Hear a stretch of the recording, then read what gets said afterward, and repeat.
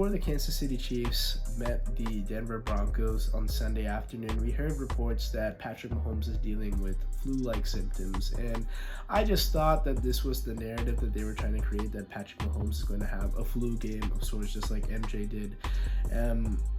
He didn't look like himself, let's say that for the very least. He was very sloppy with the ball, 3 turnovers, as the Chiefs' offense was shut down to just 9 points. And as much as we can maybe blame it on his lack of health with this flu bug, I think the fact that he's able to suit up in this format is not an excuse. I mean, 2 interceptions that weren't really that good. He didn't have pocket awareness on the strip sack. So yeah, it was his worst game of the year, and we can take it with a grain of salt that he wasn't feeling the best. In that first matchup, the Denver Broncos had a winning performance defensively. They restricted Kansas City to just 19 points.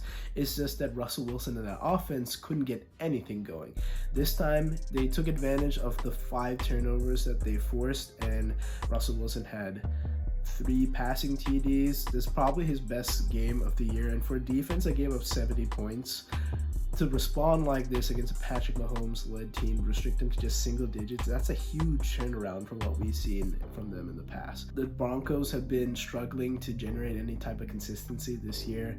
I think this might pause some talks of them having a fire sale at the deadline because they're trying to do a total reset, but still, they should try to look and get as many picks as possible, just like the LA Rams, because right now, Sean Payton doesn't have what he needs to really make this a contender, and he needs picks to do so. The Chiefs, outside of the Patrick Mahomes flu bug issue, I think they really lack a true wide receiver. Travis Kelce is their go-to offensive weapon, very clear.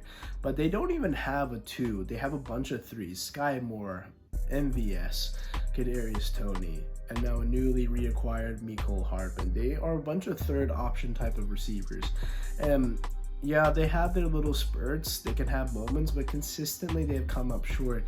And again, Brett Veach is going to probably have to go at the trade deadline to find another weapon. I'm sure there's a disgruntled receiver out there that they can trade for and get some maximum usage out of for the remainder of the year. I don't know who it may be, who's available at this moment, but they definitely need to look at the receiving room and get some pressure, because right now force feeding Travis Kelce is great, but when they have those off days, they're going to have to find somebody else to beat one-on-one man coverage consistently.